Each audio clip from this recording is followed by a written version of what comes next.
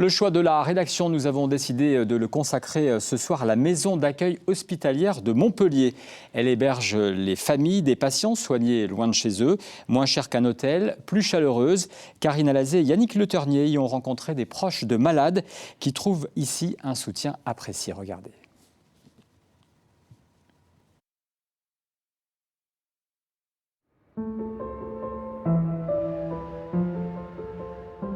Au point du jour, la pasquière s'anime doucement. Dans la cuisine commune, c'est l'heure du petit déjeuner. Depuis 50 ans, cette maison accueille les familles des patients des hôpitaux de Montpellier. Ce matin-là, Angelina et Christiane partagent la même table. Je pars là dans quelques minutes, on va dire. Je rentre chez moi. Mon mari sort de l'hôpital, donc. Il était hospitalisé pendant 2 mois à l'hôpital de la Péronie et il est sortant ce matin. Christiane, elle, ne sait pas encore combien de temps elle va rester ici. J'ai mon fils qui est hospitalisé à Guitcholiac.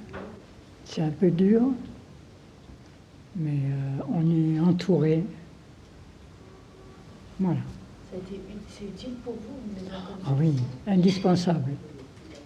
Ah oui, oui. Je pense que j'aurais pas su comment faire.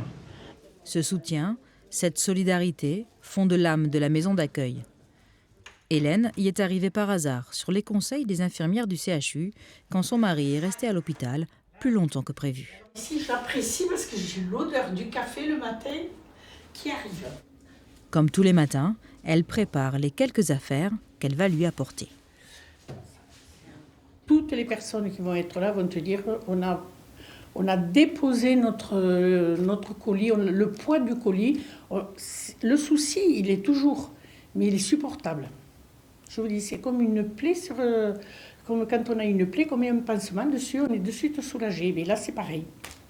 Donc ça y est, vous rentrez chez vous? Oui. Une trentaine de bénévoles et 6 salariés se relaient pour faire fonctionner cette structure associative ouverte tous les jours, toute l'année. On demande comment ça va. Bon, si les gens ont envie de parler, bien sûr, ils parlent. S'ils n'ont pas envie, on le sent. Enfin, moi, c'est ce que j'aime aussi. J'essaye. Et puis, si je sens que la personne... de toute façon, on le voit dans les visages. On le voit, parce que parfois, c'est vrai que c'est dramatique.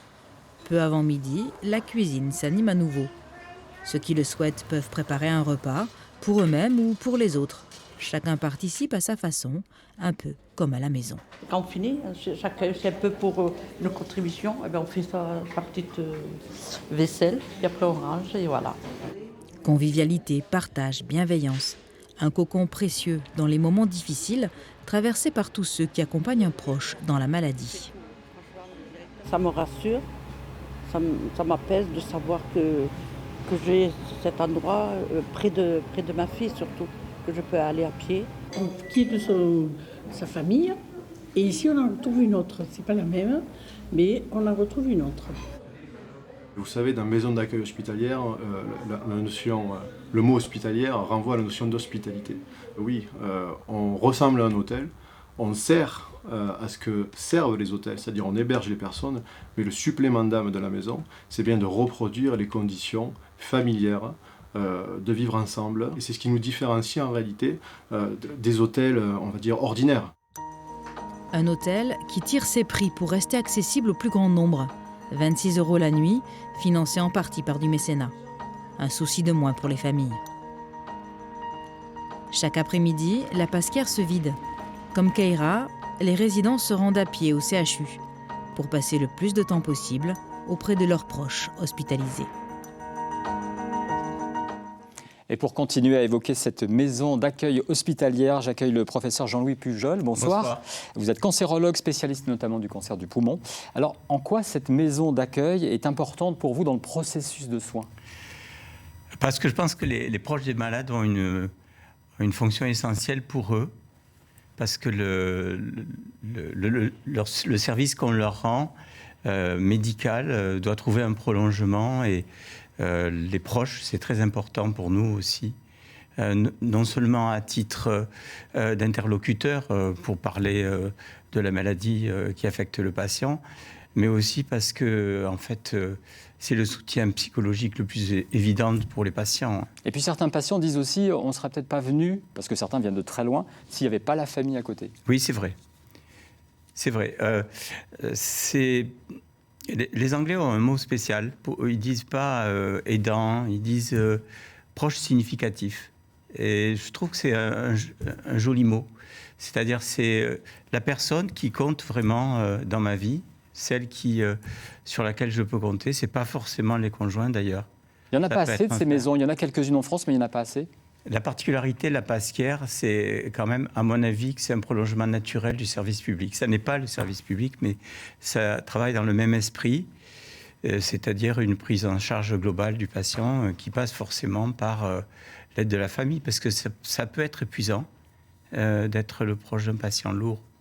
Alors le réconfort, la bienveillance qu'on observe dans ces maisons, ça tranche parfois avec une certaine dureté qu'on a pu voir dans certains services hospitaliers, notamment quand on annonce des maladies comme le cancer. Hein. Pourtant, il y a une vraie prise en charge aujourd'hui autour de cette maladie, notamment quand on annonce la maladie, puis tout au long du parcours de soins. Qu'est-ce que vous faites aujourd'hui pour la famille et pour le patient, bien sûr? L'annonce, c'est un moment assez terrible. C'est un basculement, c'est une rupture dans l'histoire du patient. C'est une évidence. Il n'y a pas de bonne manière d'annoncer un cancer à un patient, mais il y en a de plus mauvaises que d'autres. Et nous, on a l'habitude de fonctionner beaucoup avec des infirmières référentes, avec des psychologues. Et puis, émerge au moment où le patient apprend ce qui lui arrive, ce que ça va pouvoir faire comme bouleversement dans sa vie, des fois des problèmes sociaux. Et là, on a une aide particulière à la fois des psychologues, mais aussi des travailleurs sociaux. Et ça, c'est très important. Et tout ça, ça contribue à faire émerger les problèmes qu'ont parfois les proches. Pas seulement le vécu de la maladie de leurs proches, mais aussi la charge que ça représente. Et la Pasquière est vraiment un relais important. C'est exactement comme c'est dit dans le reportage. Ça paraît des choses simples, mais en fait, c'est une culture de l'amitié. Merci beaucoup, Jean-Louis Pujol. Merci d'être venu ce soir dans ce journal.